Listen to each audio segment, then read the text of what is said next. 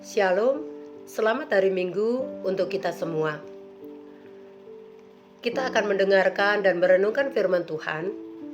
Namun sebelumnya mari kita berdoa terlebih dahulu.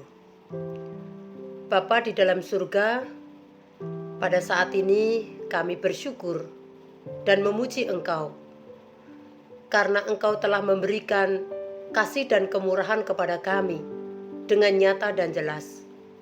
Namun kami juga menyadari akan kesalahan dan kekurangan kami dalam menjalani kehidupan ini. Kiranya Tuhan mengampuni kami. Sejenak kami akan mendengar dan merenungkan firman-Mu. Tuhan memberkati supaya kebenaran itu dapat menjadi gaya hidup kami. Terima kasih Tuhan, di dalam nama Tuhan Yesus Kristus kami berdoa. Amin. Pembacaan firman Tuhan pada saat ini diambil dari Markus pasal 12 ayat 28 sampai 34. Saya akan membaca untuk kita semua. Demikian firman Tuhan. Hukum yang terutama. Lalu seorang ahli Taurat yang mendengar Yesus dan orang-orang Saduki bersoal jawab dan tahu bahwa Yesus memberi jawab yang tepat kepada orang-orang itu, datang kepadanya dan bertanya, "Hukum manakah yang paling utama?" Jawab Yesus, "Hukum yang terutama ialah, dengarlah hai orang Israel, Tuhan Allah kita, Tuhan itu esa. Kasihilah Tuhan Allahmu dengan segenap hatimu, dan dengan segenap jiwamu, dan dengan segenap akal budimu, dan dengan segenap kekuatanmu. Dan hukum yang kedua ialah, kasihilah sesamamu manusia seperti dirimu sendiri. Tidak ada hukum lain yang lebih utama daripada kedua hukum ini." Lalu kata ahli Taurat itu kepada Yesus, "Tepat sekali, Guru, benar katamu itu, bahwa Dia esa dan bahwa tidak ada yang lain kecuali Dia. Memang mengasihi Dia dengan segenap hati dan dengan segenap pengertian dan dengan segenap kekuatan, dan juga mengasihi sesama manusia seperti diri sendiri adalah jauh lebih utama daripada semua korban bakaran dan korban sembelihan." Yesus melihat bagaimana bijaksananya jawab orang itu, dan ia berkata kepadanya, "Engkau tidak jauh dari kerajaan Allah." Dan seorang pun tidak berani lagi menanyakan sesuatu kepada Yesus. Amin. Tema kita pada saat ini adalah generasi yang berdampak.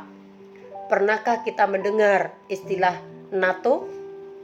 Yang saya maksud NATO di sini bukan kepanjangan dari North Atlantic Treaty Organization. Namun yang saya maksudkan NATO di sini adalah kepanjangan dari No Action, Talk Only.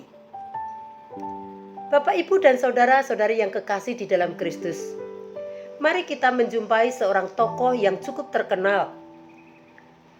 Dia disebut sebagai ahli Taurat. Kelompok ini biasanya bersamaan dengan orang-orang Farisi. Mereka ini adalah pemimpin spiritual Yahudi. Sekaligus mereka juga memiliki pengaruh di bidang politik.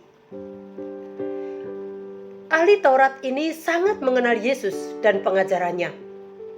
Nampaknya mereka selalu hadir ketika Yesus mengajar. Bahkan ketika Yesus berdiskusi dengan kelompok lain, orang-orang ini pun seringkali ada di sekitarnya. Mungkin hanya sekedar mendengar dan melihat-lihat. Juga kadang-kadang mereka sendiri yang bertanya, seperti yang terdapat dalam perikop kita yang telah kita baca tadi. Dari ayat 28 menunjukkan bahwa seorang ahli Taurat ini juga mengikuti diskusi yang dilakukan oleh Yesus dengan kelompok orang Saduki tentang kebangkitan. Seorang ahli Taurat ini tahu persis bahwa Yesus mampu memberikan jawaban yang tepat. Dan jawaban Yesus itu bukan hanya tepat, tetapi juga penuh kuasa. Sehingga orang-orang yang bertanya itu tidak ada lagi pertanyaan yang keluar dari mereka. Oleh sebab itu, seorang ahli Taurat ini ingin tahu kepastiannya tentang hukum yang terutama, yang selama ini sudah dia tahu, sudah dia pelajari, bahkan juga sudah dia ajarkan. Namun nampaknya dia tidak puas. Dia ingin tahu pasti tentang mana yang utama sehingga dia bisa menjalankannya dengan tepat. Nampaknya seperti itu. Karena dia ingin menanyakan sesuatu itu dan tidak ada kata bahwa dia sedang menguji Yesus. Dan dalam kenyataannya Yesus sendiri juga mengenal mereka. Mari kita lihat pengenalan Yesus ini yang terdapat dalam Matius pasal 23. Ketika Yesus memberikan kecaman terhadap ahli-ahli Taurat dan juga orang Farisi, Yesus memberitahukan di ayat yang keempat,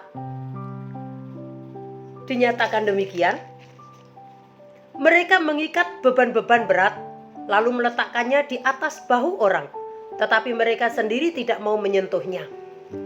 Ini artinya bahwa ahli-ahli Taurat dan orang-orang Farisi, mereka itu memberikan beban kepada orang lain, mengajar dan juga menuntut mereka untuk menjalankannya. Tetapi mereka sendiri tidak melakukannya. Oleh sebab itu dalam perikop ini, khususnya Matius pasal 23 ini, dapat kita lihat bahwa berkali-kali Yesus menyatakan mereka sebagai kelompok orang yang munafik. Itulah pendapat Yesus tentang ahli Taurat dan orang-orang Farisi yang seorang ini sedang datang kepada Yesus. Namun Yesus juga memberikan kesempatan kepada siapapun untuk berada dalam kerajaan surga. Maka dalam percakapannya dengan seorang ahli Taurat ini, Yesus memberikan apresiasi. Ayat 34 memberitahukan kepada kita ketika seorang ahli Taurat itu merangkum jawaban Yesus dengan tepat, praktis, dan jelas. Maka Yesus menyatakan, bagaimana bijaksananya jawab orang itu, dan ia berkata kepadanya, engkau tidak jauh dari kerajaan Allah. Sekalipun seorang ahli Taurat ini belum berada dalam kerajaan Allah, namun selangkah lagi dia bisa bersama-sama dengan orang percaya, bersama-sama dengan orang yang memberi diri kepada Yesus, akan memiliki kerajaan Allah.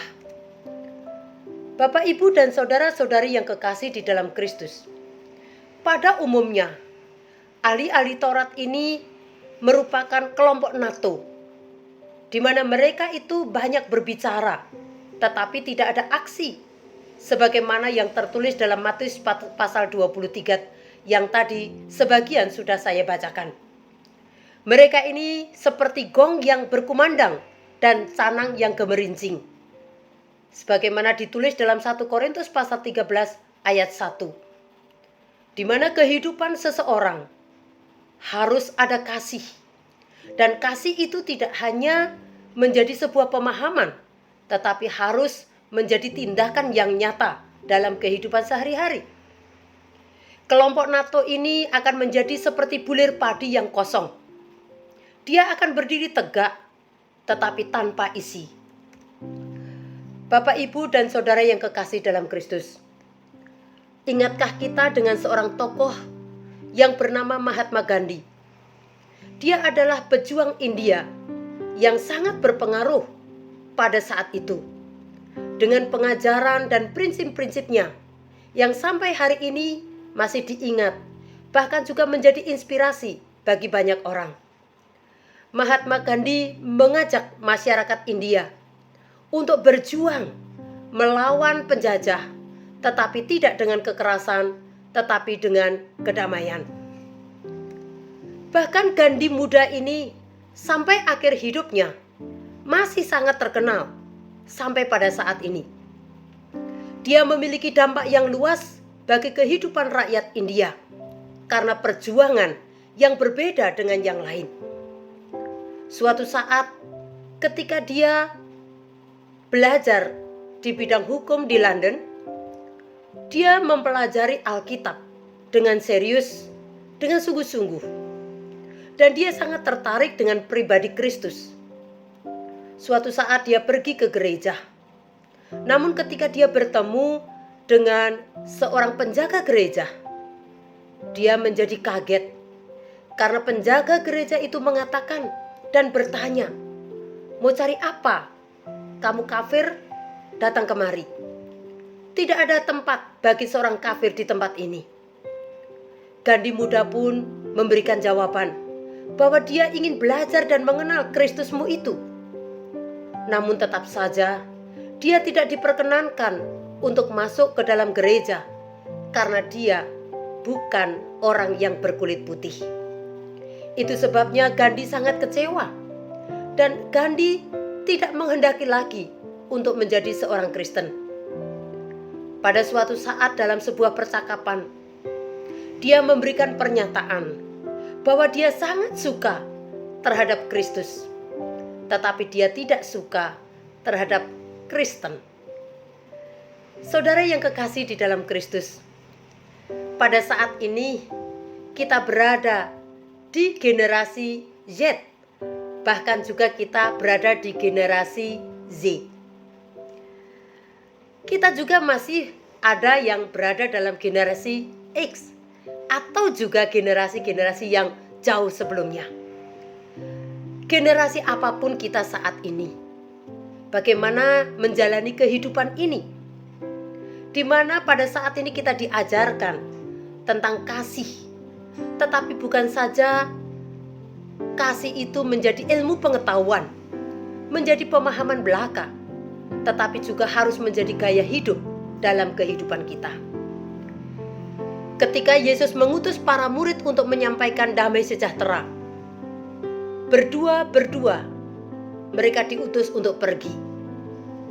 Mereka harus menyampaikan kabar baik ini kepada banyak orang.